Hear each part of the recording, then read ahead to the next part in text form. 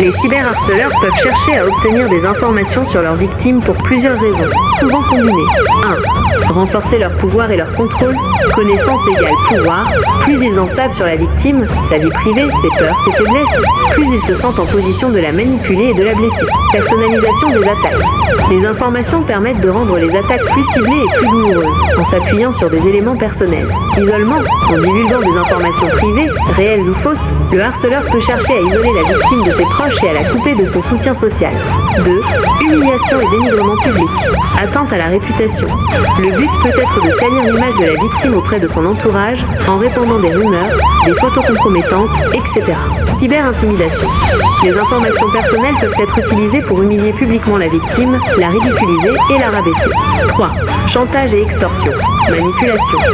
Le harceleur peut menacer de divulguer des informations sensibles si la victime ne fait pas ce qu'il veut.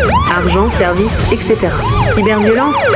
Dans certains cas, le harceleur peut chercher à extorquer de l'argent ou d'autres avantages en échange de l'arrêt du harcèlement. 4. Motivation personnelle et psychologique. Sentiment de supériorité. Le fait de détenir des informations sécrétées sur les autres peut donner au harceleur un sentiment de puissance et de contrôle. Troubles psychologiques. Dans certains cas, le cyberharcèlement peut être lié à des problèmes psychologiques chez l'auteur. Troubles de la personnalité, besoin de domination, etc. Il est important de noter que le cyberharcèlement est une forme de violence et qu'il est crucial de ne pas rester silencieux si vous en êtes victime ou témoin. Vous pouvez signaler les faits aux autorités compétentes et demander de l'aide auprès d'associations spécialisées.